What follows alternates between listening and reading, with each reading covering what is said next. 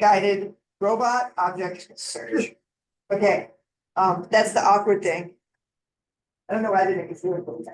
Can you record? Thank you.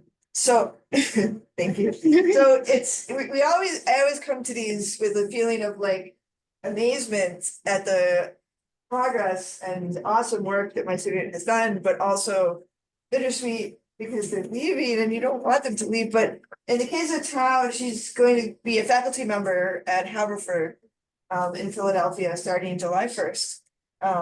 And yeah.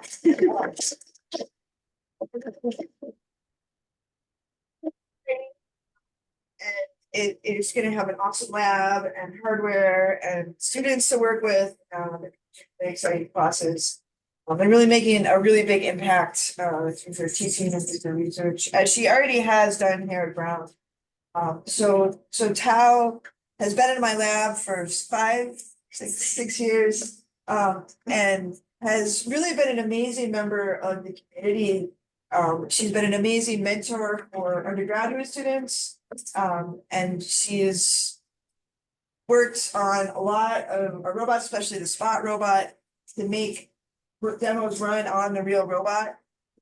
And she's done a really large variety of work. In the beginning, working on some really cool machine learning and word learning, and then working on object search, and then I hope we get to hear about the puppy work that we're doing with real dogs as well as with robot dogs. And throughout that time, she's been an amazing lab citizen, and she's helped in a variety of ways with maintaining robots and helping to keep the lab clean and organized, and helping to just take care of the younger students in the lab, mentor them. And as we've been a new cohort of PhD students, she's really done an amazing job helping them feel welcome and supportive. And the lab will not be the same without you, but I think Haverford is going to be really lucky to have you. And it's going to, and I'm really looking forward to hearing your awesome events. Okay, well, let's all thank Tao. Hold it away. Hi, everyone. Thank you for coming today. And I'm excited to present to you my work on human-guided robot object search. So if this clicker works. Yay! Okay, so with robots getting more and more capable, I and maybe a lot of us here have hope for home and office robot assistants to help us with our daily tasks, make our life a bit easier, chores go a bit quicker. But for most tasks that we'd want the robot to do, such as fetch me the blanket, turn off the alarm, tidy up the room, etc., being able to search for and find objects related to the task is a crucial first step. So this is a robot view in AI Tutor, which is a simulator I use in my work. So to search for objects, the robot has to move around in the environment and then make decisions based on the visual input it's getting, as well as the user's input, if there are any. And so there are a lot of moving pieces here in the problem of object search. So let's look at some of the challenges that come with object search. There we go. So kind of the biggest one is that the environment is partially observable, which means the robot does not have complete knowledge of the world, and that leads to uncertainty and makes object search very difficult. So let's look at some of the sources of partial observability. First of all, the robot has a limited field of view. It can only see a small part of the environment at once. And so it will have to move and look around the environment to cover and collect a good amount of information to inform its object search. Secondly, even if the object is in the field of view, object detection can be noisy because it depends on a variety of factors, such as the robot's distance to the object, the viewing angle, whether or not there's occlusion. So here's just an example output of Mascar CNN, which is a state-of-the-art, or at least used to be a state-of-the-art object detector on an image that we took from simulation. So as you can see, the detector is not very good at, classifying the objects. And part of it is that this top-down view is probably not very conducive and and it's not a very familiar view to the detector. And the other side of it is some of the objects are probably just very novel. Like I don't expect master CNN to know what Jello is, but I guess it knows what cake is. And I'm not sure if it has pear in its training data. So right, so that's kind of another challenge that comes with object search. And the other part of it is understanding human input. So for example, right, the robot has a human friend who's asking for the strawberry Jello, and our robot has to understand what this means and then ground it to one of the objects that it's seeing potentially in the environment. And for my work, natural language and gesture will be the main communication modalities because they're the most natural ways for end users to interact with the robot. And also, please feel free if you have questions, you can stop me. Okay, so let's look at some of the related works on object search. So the related works generally falls into one of two categories. The first is end-to-end policy learning. And so for these works, they're trained on a lot of data, and given an observation, the deep learned model will just output actions for the robot to take. So that's pretty nice. The problem here is they require a lot of data to train on, and it might be hard to generalize. Let's say if the robot is just moved into a room that looks very different, that could be very hard for the deep learning model because the observation will then look very different. The other vein of work is model-based planning. So these works leverage models of the environment dynamics to perform planning. And because of that, they can generalize better.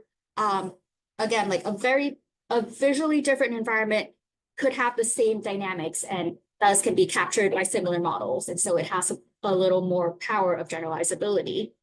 And object search is generally a long horizon task. And so performing planning for that can be very difficult. So previous works on model-based planning for object search usually focus on the planning part of the puzzle and not the object detection piece, which can be very non-satisfying. Like they use fiducial markers or simple language or only perform object class level detection. So, you're only looking for bottles and bowls, and you can't really differentiate between different instances of them.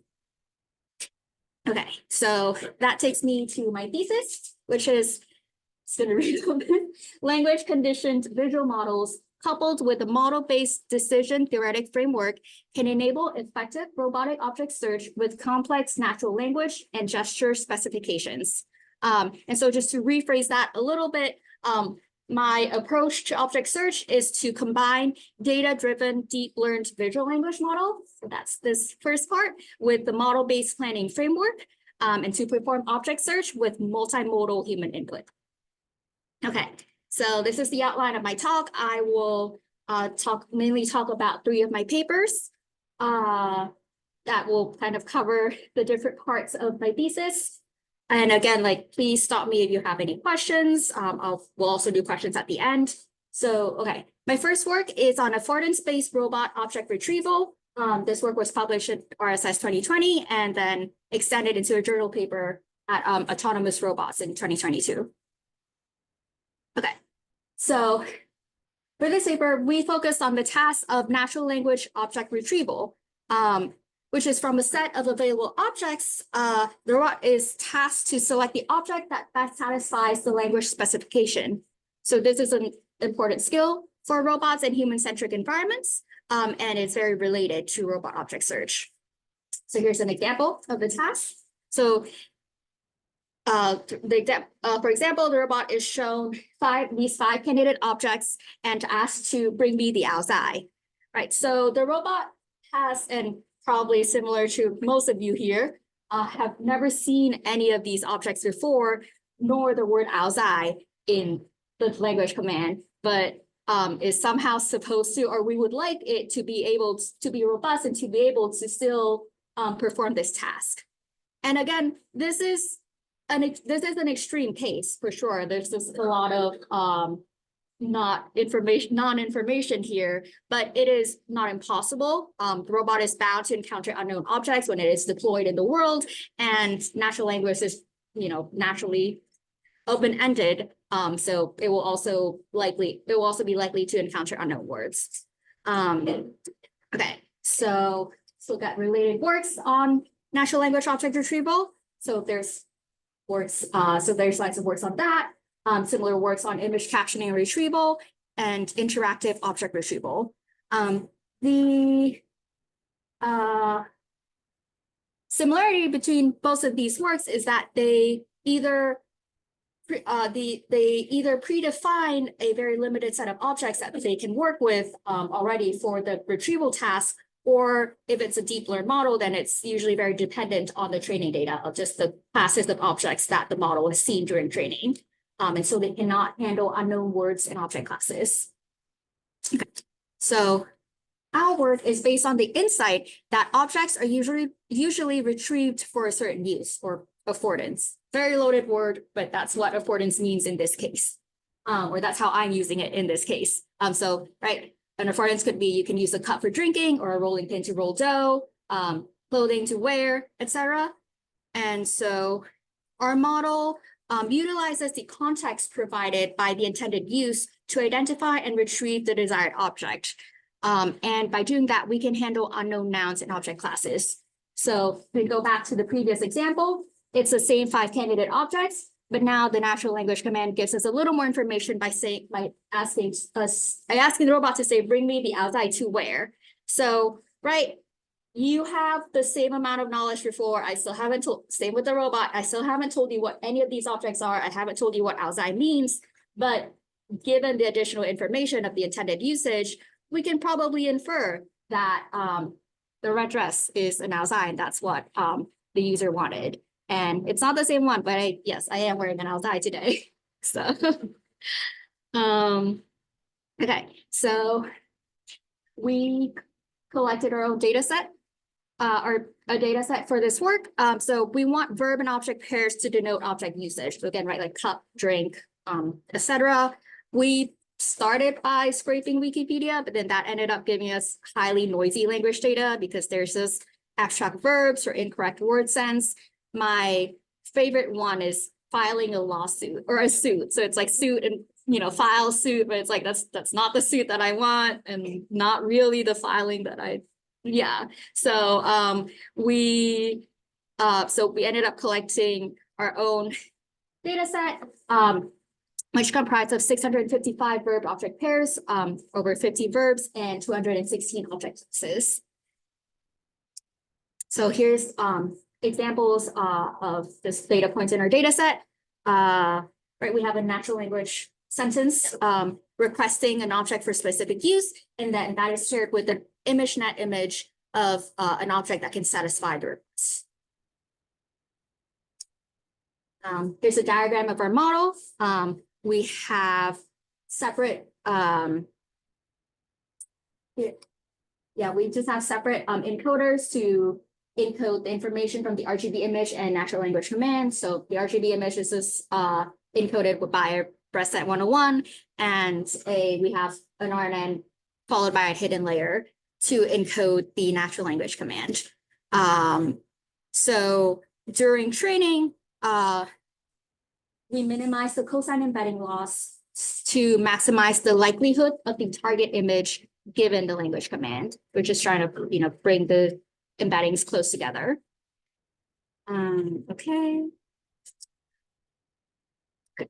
So for the experiments, the task for the robot is to retrieve the correct object from a set of 5 candidates given a language command.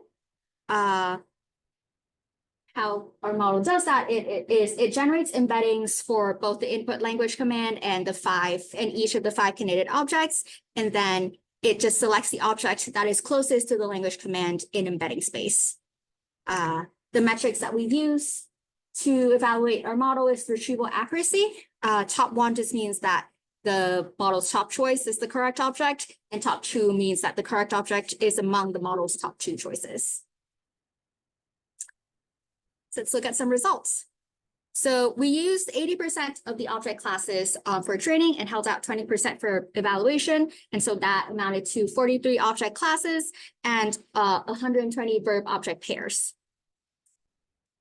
Right, so higher is better for the retrieval accuracy. We can see that our model performs much better than the random baseline. And we also did an Amazon Mechanical Turk study to establish a human baseline of the task. As you can see, it's not perfect to show that like this could be a hard task. Part of it is that the ImageNet images of the objects are not segmented. So sometimes it can be unclear which object is being represented by the image. And the other side is Turkers don't usually spend a lot of time on each of these tasks. So it could be easy to make small mistakes. Okay. Yeah, so our model achieved top 1 accuracy of 62.3% and top 2 accuracy of 80.2% on the object retrieval task. We also tested our model on the YCB object set. So this is a set of just objects of daily life, which are commonly seen and interacted with by humans. And we would like our robots to be, our household robots to be good at interacting with them too. And so our model achieved a retrieval accuracy of 54.7% for top 1 and 71.9% for top 2 on this data set. So the results are not perfect, but it still demonstrates generalization to a data set with a different image distribution. So we did not retrain our model. We just took our model that was trained on the ImageNet data and then tested it on images from the YCB object set. Right, and so like, and again, like this could also be a good first step that enables the robot to reduce its search space from the first 5 candidate objects. And then it can use strategies such as question asking to further disambiguate and retrieve the correct object. I had a question. Yeah.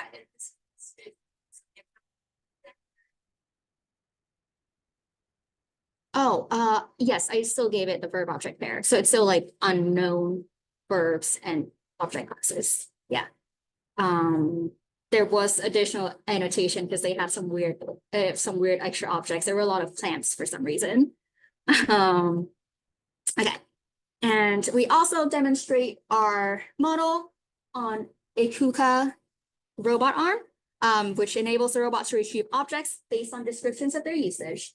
So it picked the t-shirt, we asked for something to wear, we picked the pen and giving me an item that can write, which is nice because there are other small red objects there, but it correctly selected the marker. Branding me something to eat. The pear was the model's top choice, but the Pringle can was the second best choice. Yes. Would your model do if there are more than one correct answer? Like, let's say there's given something to wear, you had a cloth and a hat. Okay. For the demo, we rank them all. So then I guess like what we could also do is I didn't look into it, but we can look at just the similarity score and then have a threshold instead. So if it's like above this threshold, then return all these objects that we think are, and all these the objects above the threshold are objects we think could satisfy the task, instead of just looking at the top choice. So that's a thing we could have done. Yes. I don't understand. Your natural language commands, they contain the name of the object and some information about how it's supposed to, right? Like some verb about it. Yes. Is the name always something that the model does not know about, or can it be something that it does? Like, is the input basically always just like does the model always make it just on the verb, or can it also be on the fan? Yes. Sorry, I made this face because I was like, I haven't been repeating questions for people in Zoom. So the previous question I answered about was this, what if there were multiple objects that could satisfy the task? And then it was the threshold. And then just asked that, is it the case that there were always unknown nouns in the command, or did we test of just like with this is just like kind of like just ablating that away. And it has been a while. This project was back in 2020, but I'm pretty sure I did do that. So we did do different ablations of just like the results that I showed were with both unknown verbs and unknown nouns. And that's when the model did worse, just because the additional words like added noise and confusion, I guess, information for the model. What we could have also done is just like hand me something. And then like the something is not new. It's just like we don't know what the noun. It doesn't give information about what the object is, which is similar to saying the name if the model doesn't recognize the name, I guess, but it's not a new word that is confusing to the model, if that makes a bit of sense. Okay. Yeah, and I'd like to note that for all of the candidate objects in these demonstrations, they're all from object classes that are unknown to the robot. So it's never seen any Pringle can, any ball, any like pear marker. It's not just like the object that it was supposed to pick was unknown, just any of it. They were all the candidates were unknown. So that was pretty cool. Okay, so let's go through the contributions for our project. It's we propose a model to retrieve objects based on descriptions of their usage and that can handle unknown nouns and object classes, a data set of 655 verb object pairs denoting object usage, and demonstrations of the model on a robot. So that was my first paper. I can slightly pause for questions. And this is also, it's a deep learning model. We have the data set for it. So it's kind of the language conditioned visual model piece of the puzzle. And for the second part, I'm moving into integration with model-based decision-theoretic or planning framework. Yes. Yeah. That's just because I'm ignorant about it. But how is there any sense of this? Simply, chess is all like unknown objects. You lost that something. But like, how different were they from the objects in the data set? Like, is there any way to like gauge how different the new objects that the robot saw are from the objects that are in the data set? Maybe this is not something that we'll ever look at or quantify, but I'm just kind of curious. No, that's fair. We didn't look into that. Some of it, Like, I'm trying to understand, like, how does the robot know that the Pringles cat is edible? I still don't know how it does stuff for eating. I think it's just going off color of like things are bright.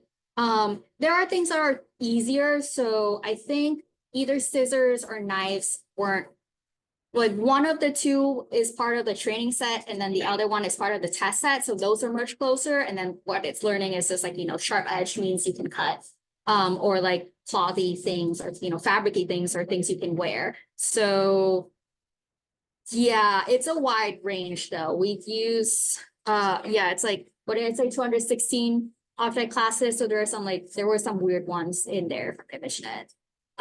Yes, Max. So you trained with a bunch of with a set of verbs and a set of nouns, and then tested with new objects, new nouns. Yes. Have you any thoughts on how you could scale to, or like ways you could maybe do unknown verbs? So Max is asking about scaling to unknown verbs. An easy thought is, right, because we learned the embeddings from scratch. We didn't have to, that was what we did, but what we could have done is also bootstrap it using like Glove or like embeddings to get a little more information. So the first answer would be just like based on synonyms, right? Verbs that are similar to each other. It's still kind of the same idea of like it should be close enough in embedding space.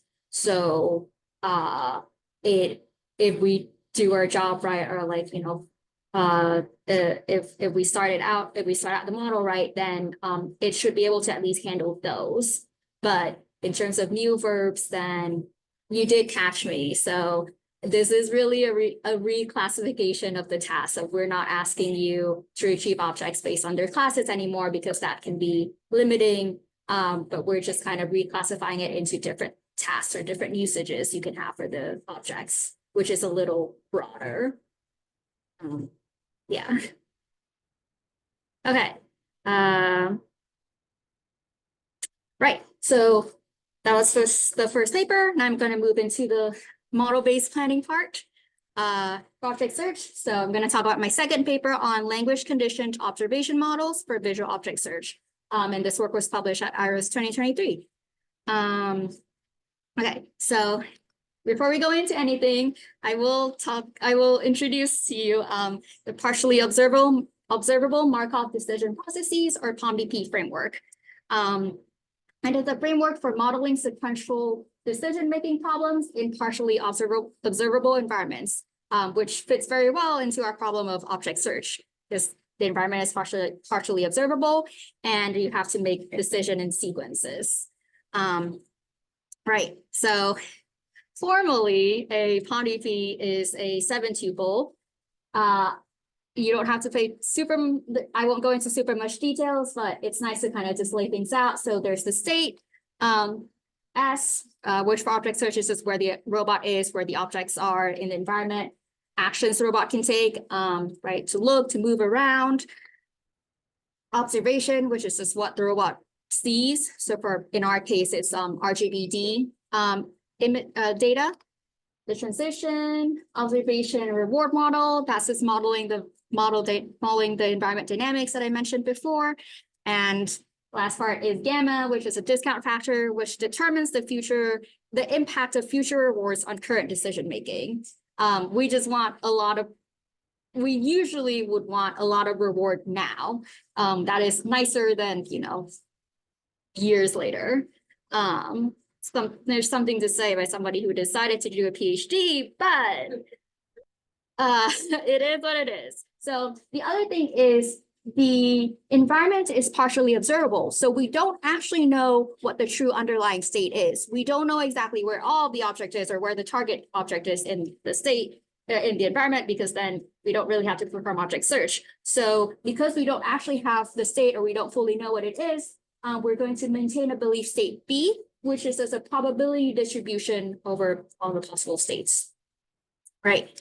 And solving the POMDP, or the robot's task, is to find a policy that maximizes the rewards. So the policy is just a mapping from the belief state, where we think we are, what we think the state is, into actions the robot can take. So the robot's job is to get to maximize rewards.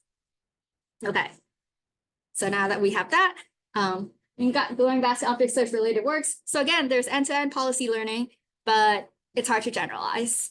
And model-based learning has the potential to generalize better with less training data, right? But they don't really do object detection. And the other part is because these works, or object detection in these works, have taken kind of second chair to the planning part. Most of the works have made this unrealistic assumption of fixed noise sensors in the observation model, and I'll talk about why that's unrealistic. But first of all, I'll talk about why that's important, right? So the observation model tells us how to update the belief based on the observations that we're getting, and the better we are at updating the belief, of being more accurate, accurately estimating where we are in the world, will affect the policies or the actions that the robot selects, and can lead to better rewards. So that's kind of the chain of how it affects each other.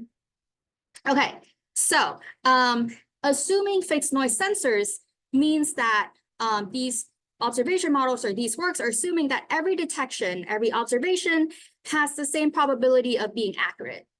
And that's just weird and unrealistic, because detection accuracy, again, depends on a variety of factors. So let's go through some examples. If I show you this image and I ask you to look for the teal cup. Where's the teal cup? It's there, I promise. But then, okay, if I'm giving you the second image and asking you to find the teal cup, it's probably still a bit small, but it's not occluded anymore, right? So it's easier to find. Maybe it's not as easy to find if you're closer to the scene or not. So again, right, like all of these different images will lead to different probabilities of the detection being accurate, or like a correct detection being made. And again, we have more examples. I just kept this in because I really like the photo of Ben. So if you're asked to look for the cloud pillow, like not all these, not all these images are equal. It will probably be the easiest to accurately detect it with the third image, with the cloud pillow being fully in view and close to the camera. So, right, we have determined that these past works made this unrealistic assumption. So we're trying to fix it by developing observation models with dynamic sensor noise. We're just not keeping them fixed anymore because they shouldn't be. Okay, so this is the problem formulation that we're dealing with. We're representing the environment as a 2D occupancy grid map. So it's kind of like in this room right now, right? We have the room, we're dividing it into grid spaces, and we have the occupancy information. So we know if it's free space or if there's things in there, but that's all we know. We don't know what the things are. It helps the robot like navigate around and do obstacle avoidance, etc. And then the robot's task is given a natural language of, sorry, I'm just gonna say, the robot's task is to give, given a natural language description of the target object, it's supposed to find the object as quickly as possible. That's the object search task. Once again, like the status of the robot's given the language input, it knows its position. We assume that we can track that, and the target object's position is unknown. And so we maintain a belief distribution over the location of the target object. Okay, you just had a question. Yeah, really, this is also partially unknown, right? Robot starts, there's no like unknown. That's Yes, so the question is the 2D map also unknown? So in our case, that is an assumption that we did make is that the map is known. So it's mapped the map was done before the task, and then things hasn't changed, which is like not too bad, I guess, in the lab space. We did do a big cleanup, so it's cleaner now. But before, we had a big crate that stayed there for months, and things could go on and off it, but like, there are just big landmarks that don't necessarily change positions, let's say. But it is an assumption that we make, and it is limiting. So thank you for the question. so just like press slots that says like, oh, actually, what about like I know like it's part of the map or like get around, and as I move, I discover like what other parts go. We could. Yeah, We could do that. I don't think it's that hard. So what happens really with this is, with all the occupied grid spaces is where we think the object can be. And we start out with no information. So we're just saying that like, oh, it can be in any of these spaces. It's a uniform probability distribution. And that guides kind of where the robot will be looking in the space and searching. We could start with just an incorrect one or not fully known one. That just means less information or could be like, I guess, like incorrect information for the robot, and that will make its life harder. And it could make like, it could take inoptimal actions, but it is something we have to incorporate in the observation model to even give it the power to update the map, because right now it's just, we just kind of assume the occupancy is known. So that is something we could do. It's probably not the worst possible thing. This is what I said about a lot of things that were very painful, but I think it's doable, but it will definitely like affect performance and make it harder. Yeah. Okay. More questions. I'm gonna take a water break. And then you can just stare at this. There's actions the robot can take. It can move around, look around. Finding is just declaring that it's found an object at a location. Yes. Sorry, No, you're good. So, the reward mode is the numbers I assume are just kind of like pulled out of the air. Like, 1,000 sounds good. Pretty much. That's the very like we've been doing that. Somebody decided that 1,000 was good. Like if you wanted to like this perfect basically study the robot, study the outcomes, and then like figure out what It is something that we could tune, but yeah, it's we try not to do that. Yeah, this is one of those that we just come up like, it's -1 for just most actions that don't take a lot of that shouldn't take a lot of cost, so that the robot is penalized for taking more actions, right? We want it to take as few actions as possible to find the object.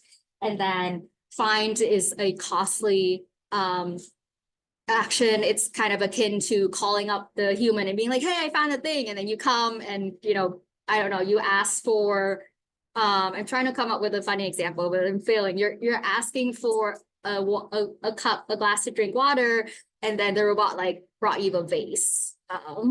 And that's a little upsetting. You're like, that's wrong. Minus 1,000 points for you for wasting my time. So things like that. Okay, Max, do you have a question? Okay, I have a question. Okay, so this is a diagram of our observation model, which we termed language conditioned observation models, or LCOMs.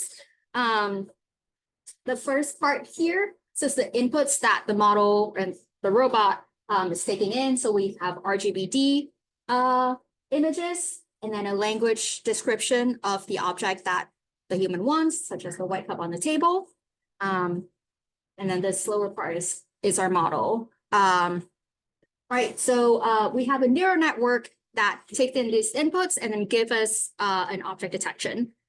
And the question is, based on that detection, or we call it, I also use observation interchangeably, how much should we update the belief based on this observation? So before, right, like these models is, before the previous papers, just have it be a fixed amount every time. But now for us, we're updating it based on the model's output confidence score. So the intuition is just the more confident the model is in its detection, we should trust it more and we should update our belief state more based on that. And we do that by kind of setting these parameters, sigma and epsilon, in our observation model to represent sensor noise, so or detection noise. So if the neural network is highly confident in its detection, then we'll set the noise to be low. Just say that like we trust this pretty much.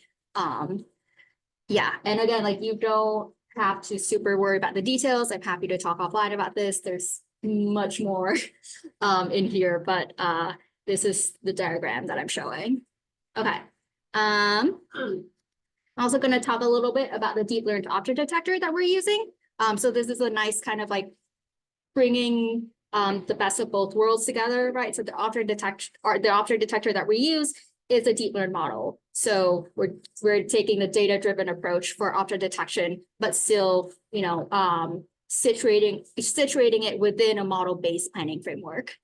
So to have a little bit more of explainability.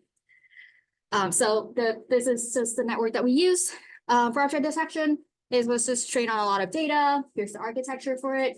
It takes in an input natural language expression and an input RGB image, and then just outputs a segmentation mask that highlights where the queried object is in the given image. Okay, an interesting finding that I had when working with this model specifically, and also models similar to it, is that most of them, or just the computer vision models, are usually trained on examples where the queried objects already appear in the input image, right? So in this case, the bunch of bananas is in this input image, and the model's job is to really just localize or figure out where in the image the object is. And because of that, it almost always gives a detection or gives a segmentation mask or a positive detection. But in the case of object search, 90%, probably more of the time, the object that we're searching for will not appear or exist in the images that the robot's seeing or getting. Right, so we call those cases negative examples, and we want the model to not give a detection in that case. And these models weren't very good at that. So I did fine tune it on these negative examples to boost the true negative rate from about 0.1 to 0.9, which was just useful for our specific use case. Okay, so come to experiments. We performed it in the AI tutor simulator. You saw a clip of it at the beginning of the talk. We picked about 15 rooms spanning 4 types of rooms that AI tutor had, with this kitchen, bedroom, living room, bathroom. So these are some examples of what the rooms looked like. The average room size was about 4 by 4 meters.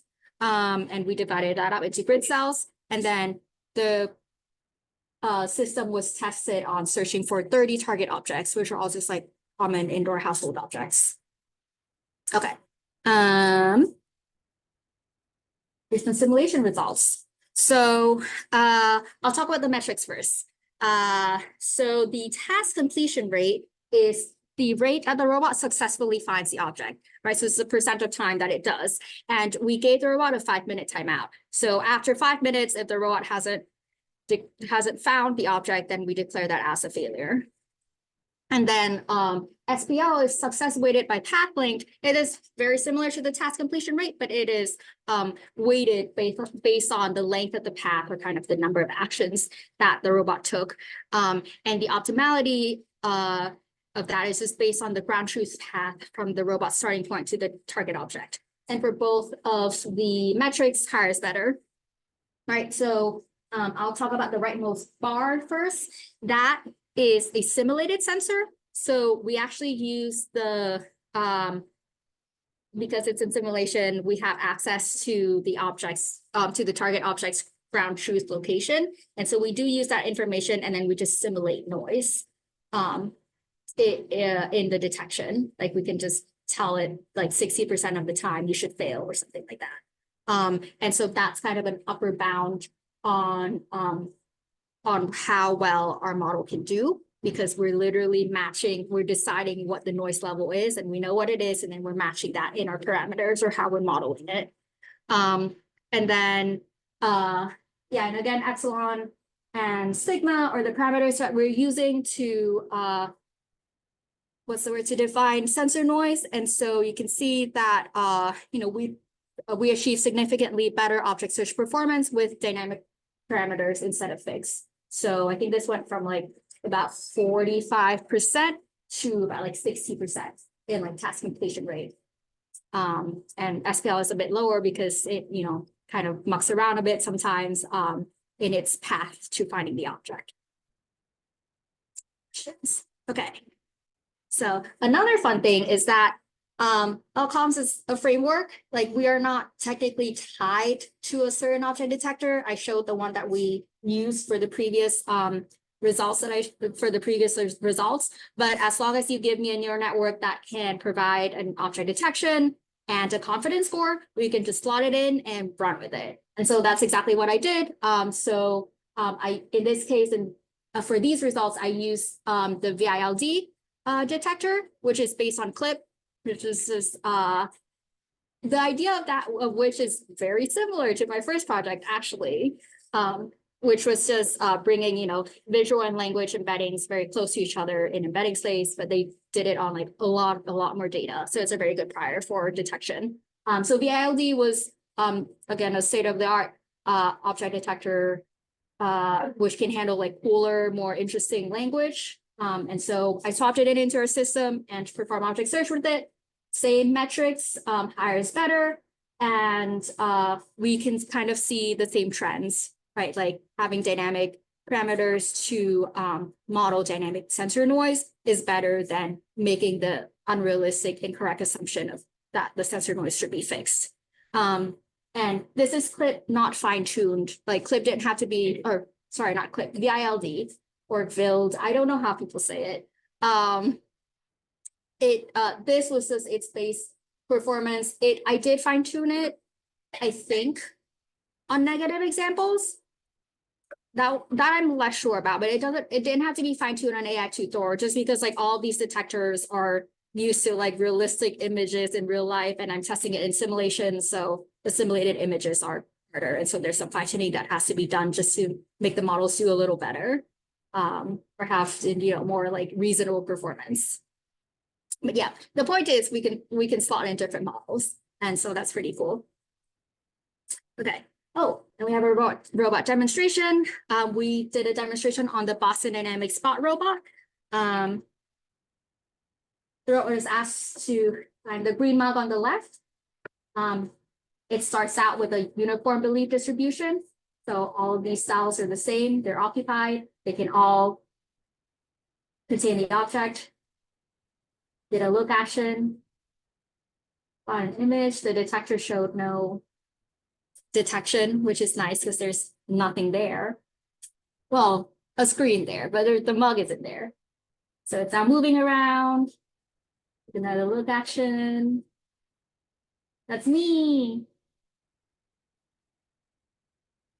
We had an object mask at very low confidence. So then the robot updated its belief of being like, okay, it's unlikely that the object is here. This now it's moving again. Ali asked this before. I still don't know why it was so interested in the screen. I guess it's one of those I don't trust the map thing. Oh, and that was Eric. Probably taking the video. It might like it's on the way, Yes, it could be. It's just like it's might as trade-off. well, like might as well, because it has to go that way. because I have to turn anyways. Dun dun dun dun.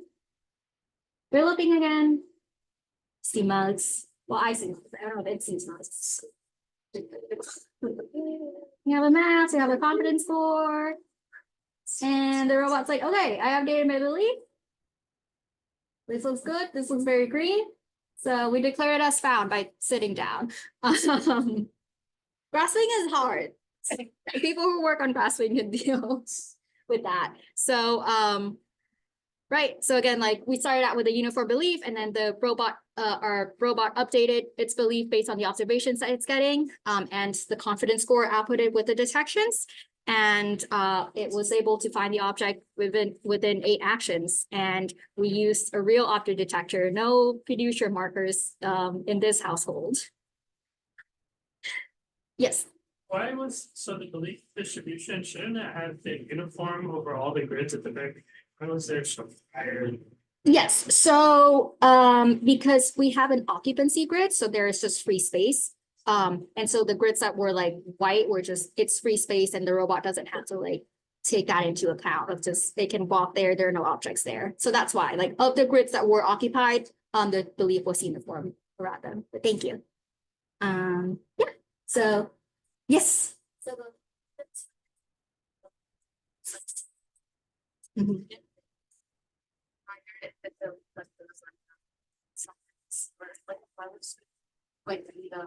Highest confidence spot, it wasn't necessary. It wasn't the highest confidence. It was just like high enough. Like we have like a basically mapping of like what confidence score counts as. So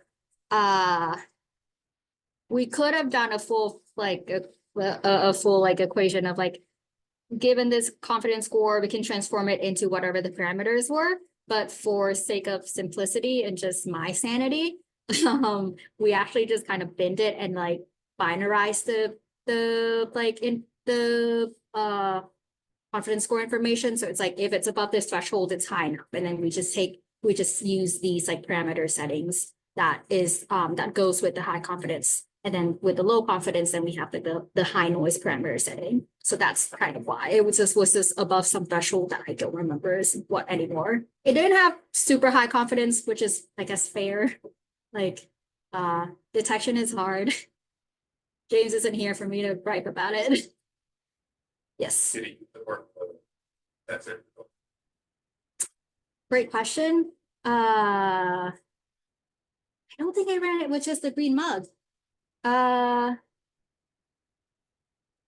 I'm not sure because I guess there's only one green mug there. Like my committee probably won't show me the bits because of this. It is to make it a little more fun or fancy of the language command. I don't know how much information it's using.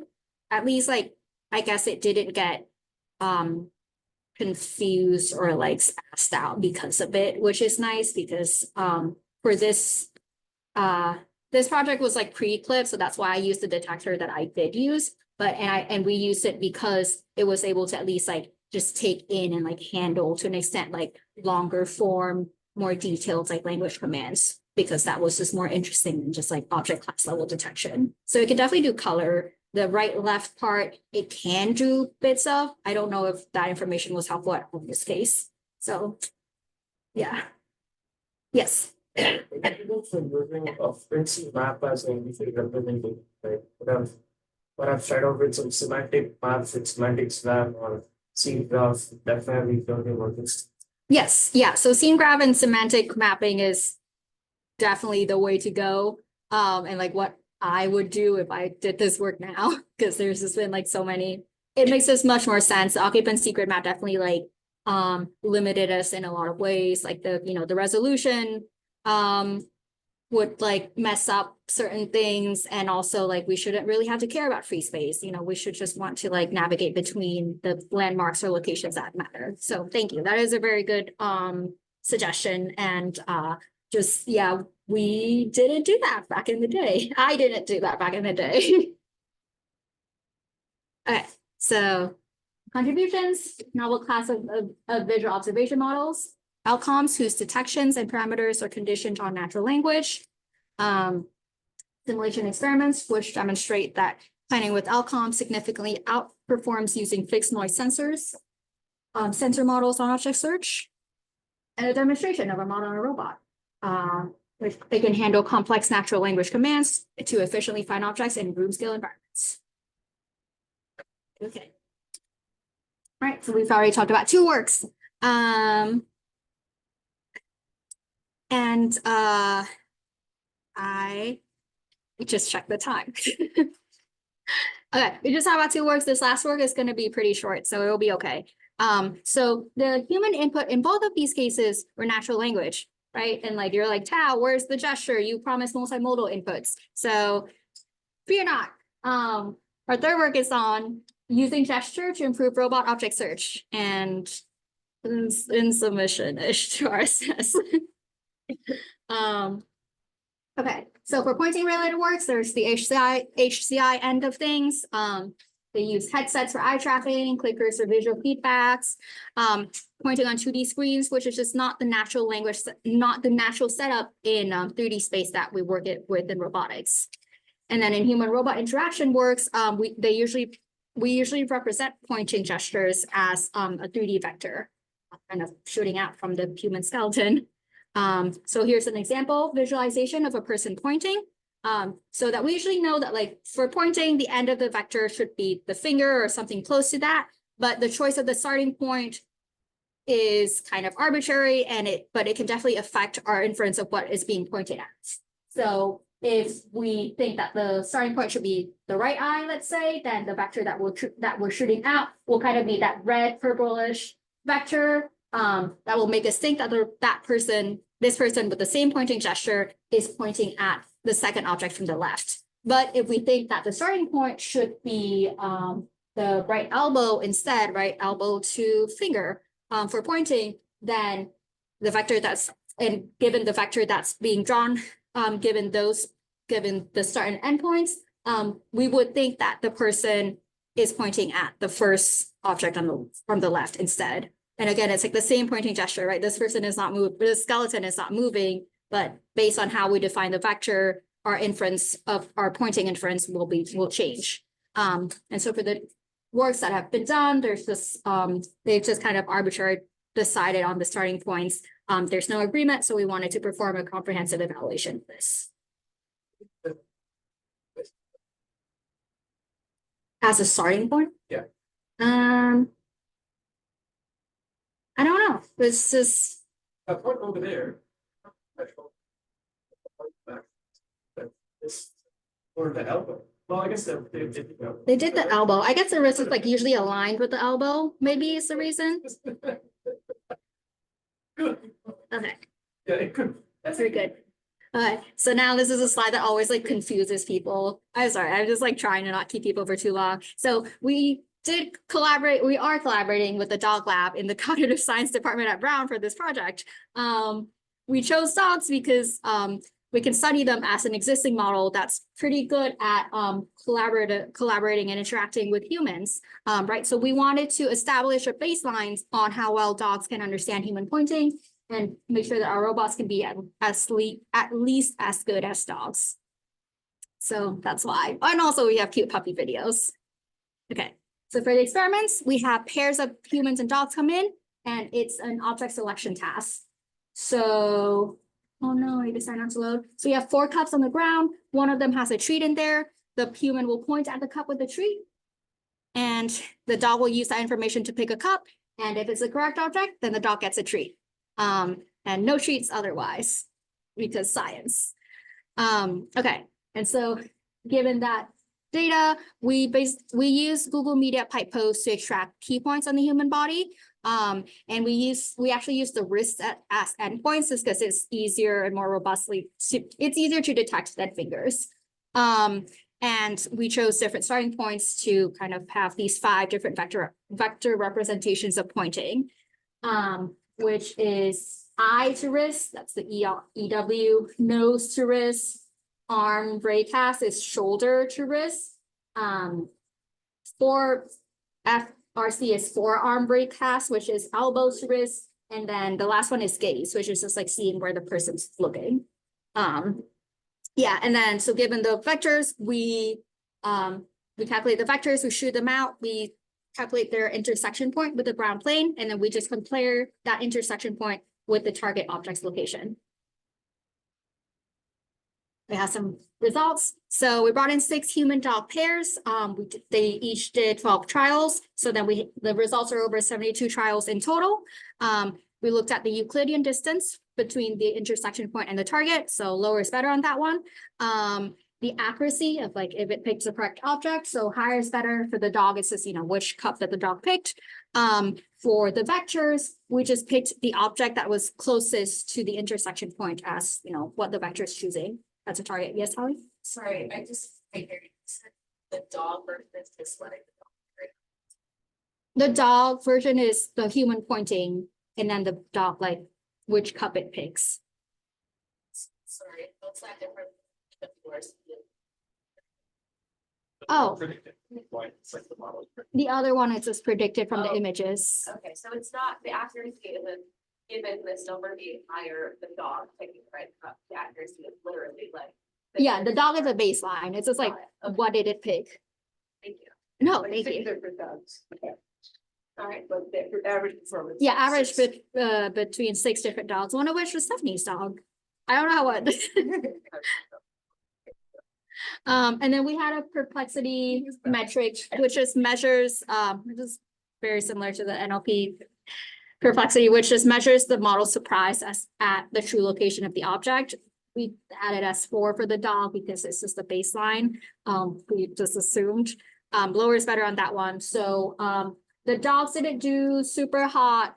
The dogs were very good at picking the right side. So if you're pointing to cups on the left, it will somebody's left, this is my left, then the dogs will go to that left, but they have a tendency to really prefer cups that are closer to the guardians, and so that messed up their accuracy, and which is fair and relatable because the guardian will probably have treats. I know I do always. So the vector performances were pretty comparable. And so we used the shoulder to wrist, the arm breakcast vector for the robot demonstrations to see if it had the lowest perplexity for the demonstrations. But yes, How, were these like average dog or were they like trained of this? Okay. average dogs, no tree training. There was a habituation process, so like. Oh yeah, you would know more. Cause I did it.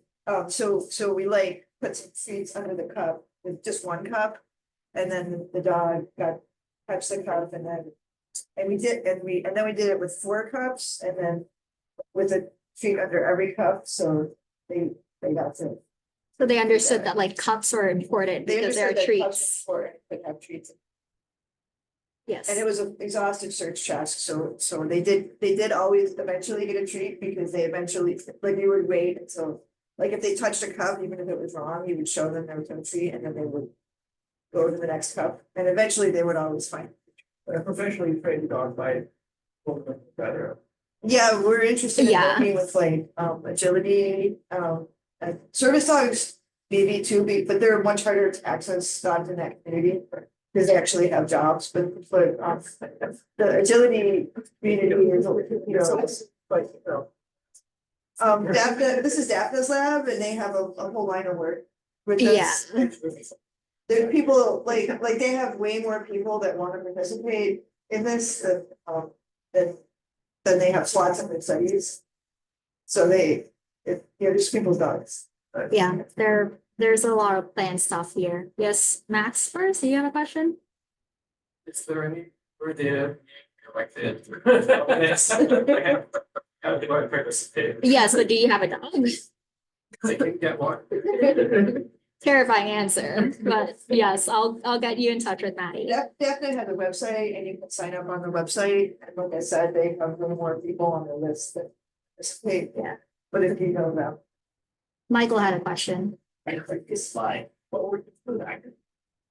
Oh, the RCs are the same as raycast. This is basically vector, and then EW is eye to wrist and then nose to wrist. That's what they're supposed to be. No. Oh, these are weird. I know. The arm is just shoulder to wrist, and then forearm is elbow to wrist. It's super fair. And then this is gaze. Also, gaze is a little cheaty because it's anecdotally, we're only using kind of the screenshot image of like when people are pointing, but like just anecdotally, people usually like point at the thing and then look at their dog to see if like they're paying attention. So like time course data would definitely help it more. So again, this is a little more preliminary work. We have more. Yes. What was it? They were guide delivered. Oh, wow. That's really good. For I don't know much about dogs, but is it possible that dogs has it's this way to now. We had put treats under each of the cups before, so. I think it is possible, but I don't think it's super likely they were because. But even if they did, they didn't do it that well. Yeah. Yes. Someone who would know the dog, No. yeah, not all dogs. I mean, we want to do it again with like the cups farther away and 2 rows of them, like we. Yeah, because the objects were really close to each other, so we didn't have like discernible significance. We have a strong intuition that eye to hand is better than any of the arm ones, but we don't think that because it was all in a line, the vertical displacement doesn't matter. It's the horizontal. And then the dog was so biased to stay close to you, and it was really interesting to see it in my dog, like because he knows you have treats, you have a treat thing that you're wearing, like. It's really hard for him to walk away farther from. the company circle around? They're all. Yeah, well, we're exploring that about to do it out. There are more designs. Yeah. So you had a question. I want to ask, what did you say about in the paper, like what's kind of this comparison? I think from the title is it seems that your system has some biological experiment. Is that the case? For the paper, it's more just like a baseline of comparing of seeing just how they work in general. Because I guess like it's hard to make an assumption of how the dogs are modeling pointing necessarily. I do think that they do tend to the other part of why we think eye to hand is the best vector is because the dogs really pay attention, like they try to look at the owner's face and your eyes of like where they're looking at. So I guess like that could be like a part of the inspiration, just like that's how they're doing it. But yeah, I am not a psychologist. I'm like, I don't know which the dog psychologist at least. Yes. Are there models? I don't Surprisingly, know. there I are think some, but like surprisingly few. We Yeah, we're- reviewed the literature, cognitive science and robotics, and there's some like speculative models from a while ago. There's a bunch of robotics papers that assume that think it's obvious that you use the forearm vector, and other robotics papers that think it's obvious that you use the eye to hand vector, and they don't actually test the two. And then there was a few that were doing it, I forgot, like, they weren't doing it in the context of object search, where they were like shooting the vectors out and trying to basically measure the accuracy, even though they were thinking about there was just one funny one where, there's not a lot. This is I guess what was surprising. I think, yeah, that's why Daphne is thinking about doing stuff with Thesis. we're imagining, a robotics paper, and then separately a that we're leading, and then separately a cog side people paper that they'll lead that really gives into how do dogs do it, and they were considering doing it on kids as well as adults. Because you can do the same thing with a person, you can see how That's like GoPro on a screenshot, right? what? You just saw them point at this thing. Yeah, there's a lot of Well, basic stuff that it's far like we could tell cat not yet like done on outside of it. If we were like, Oxile, just tell us what way is the best. So we thought, that's me with computer vision again. I'm always like, why isn't this? Please, please do my job for me. Okay, fun robot demonstrations. So we're all really here for that. So we had Lapchita point at 4 different objects and then Spot following that the pointing gesture to fetch the correct object.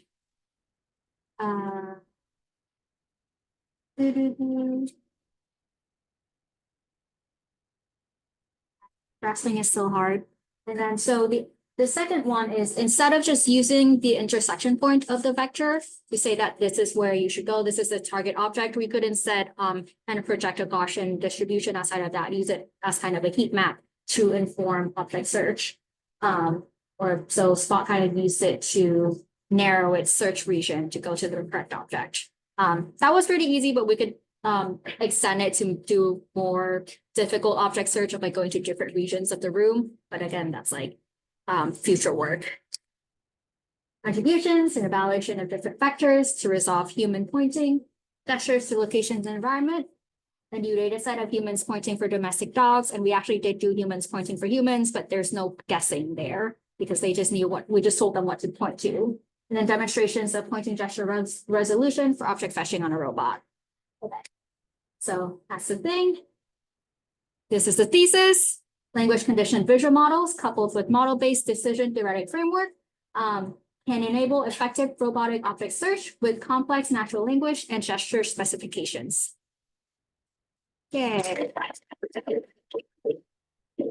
Okay. I'm gonna think real quick. I have other publications or like related works. There's one on routing adjectives to object visual attributes. We can deal with long and short couches or sectionals. There's also planning at various levels of state abstractions with temporal task specifications, which can be like constraints on robot actions. Outside of research, I also did some fun things like teach AI, co-teach AI with Stephanie last semester, and then dance with Spot. But you're just gonna have to find this on the internet. Okay, so just some quick acknowledgements. I'd like to thank my committee, Stephanie, Ali, and Srinath, and George for all of their guidance and for making time for me. I'd like to thank my family for their constant love and support. My parents are up super late. This is like midnight-ish for them now. And my sister, who is here in person today. I'd also like to thank my friends, collaborators, and lab mates at Brown, and my friends at Vassar for keeping in touch and coming to visit me. You've definitely made the PhD experience a little easier and infinitely more fun. These photos are, of course, not representative of all the people I have received help and support from over the years. I'd like to extend a special thank you to Eric and his family for being wonderful. Thank you to A7T staff for all of their help and to all of you for attending my talk today and being a great audience. Okay, now we're done.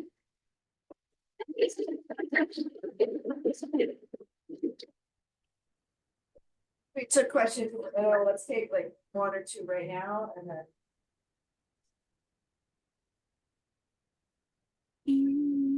Any on Zoom? Answer. I have a question. what's Can you hear Yeah. me? I wanted to ask, what are you most excited about to work on when you start your lab? What do you think is missing? And what should be done? Oh, that's a good one. I think understanding, how do you say it? Like, I was gonna say directions, but like spatial like information is still really hard in object search. So right, the whole like to the left or on top of things or next to things, like it's still really hard to frame that and be able to understand it, partly because it's tied to like the speaker's frame of reference, and part of it is just there's not as much work in it. I think there's been good work on like hierarchical search to an extent, like going to like landmarks or using common sense. I think there should be more like works on that, just using common sense for object search of like pre-information of if you're looking for a mug, you should probably go into the kitchen and things like that. And I think the other side of it is, yeah, like we've done a lot with natural language, but there's, gestures a thing. It can be very useful in human robot interaction in a lot of cases. And that is just a modality that I don't think we can handle very well yet. And so that's a wealth of information that we are not tapping into. Thank you. Take time one more time.